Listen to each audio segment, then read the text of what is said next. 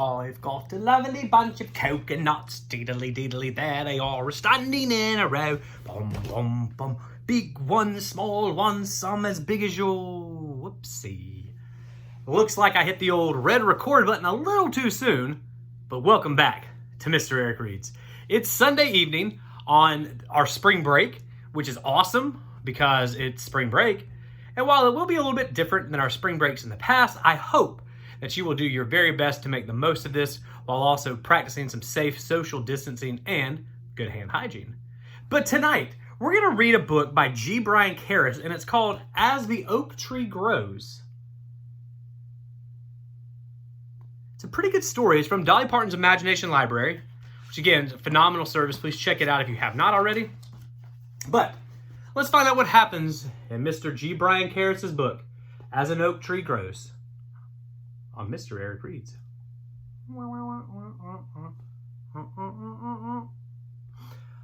On a sunny, late summer day, a young boy planted an acorn in the ground.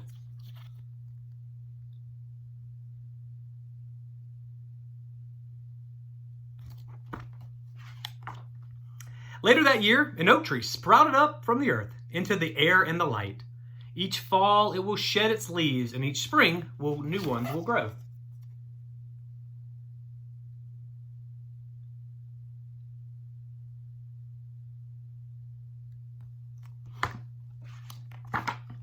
The boy no longer lived here.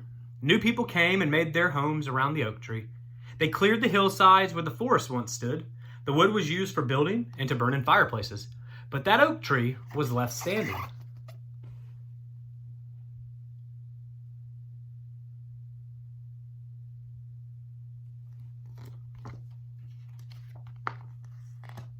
The oak tree had room to spread wide and grew upward and outward.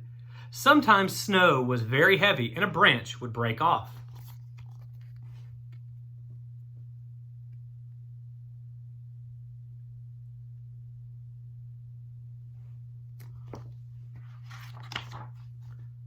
Then as the oak tree grew, everyone and everything was on the move. Children grew, some stayed to work on the farms, and others left to work in factories. Ships came and went, large engines rumbled along steel rails.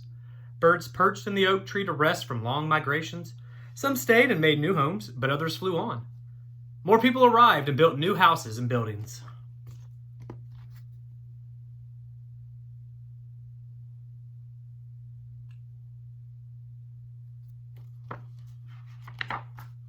Some years, little rain fell. Hills and fields were dry where trees had once stood and shaded the ground from the sun's ray. The oak tree's roots reached far underground for water as its leaves wilted. Farmers conserved what little they had for thirsty livestock until the rain fell again.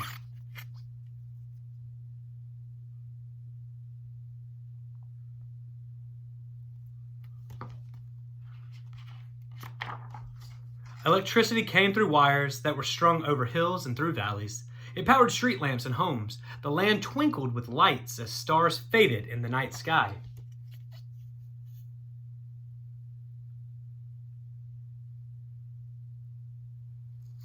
Think about all the things that have changed during our story and the things that have remained the same.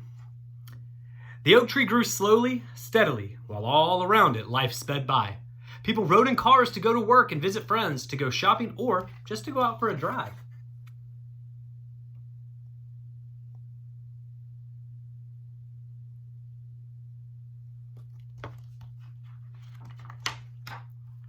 Soon the air was filled with jet contrails and radio waves and the sound waves of beeping cars, barking dogs, zooming motorboats, whistling trains, and even music.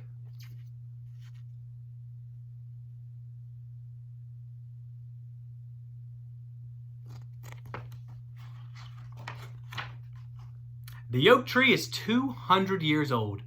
It has shed its leaves and grown new ones every year. Animals, birds, and insects have made homes in its folds and holes and branches.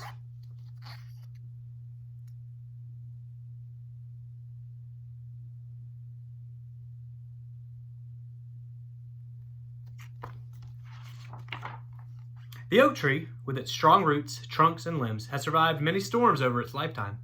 Now a fog rolls in, and a big new storm is on the way.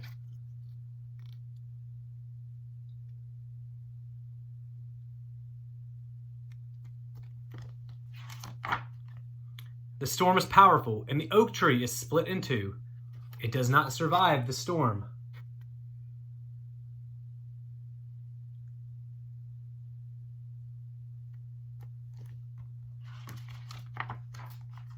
People come to look where the oak tree once stood.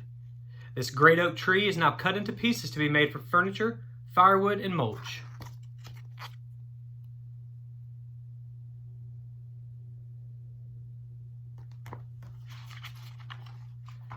A new day dawns. Once again, the ground is warm and welcoming as a new oak tree grows. The end. And I want to show you something really cool that maybe you caught while we were reading, but maybe you didn't. As you'll recall, at the beginning of our story, this is what it looked like when the oak tree was planted. And by the end of the story, look how vastly different our background is. As time has progressed through and cities were built and technological advances were made, that oak tree stood tall for 200 years in G. Brian Karras's As the Oak Tree Grows. I hope you guys enjoyed this story. Hope that you are safe and feeling well. Please, again, continue to reach out if you guys need anything at all from me. hardisone@mcduffie.k12.ga.us. Check that daily, and we'll continue to check it over spring break as well. Come back again tomorrow, mid-afternoon, pre-K read, and tomorrow evening for our older kid read.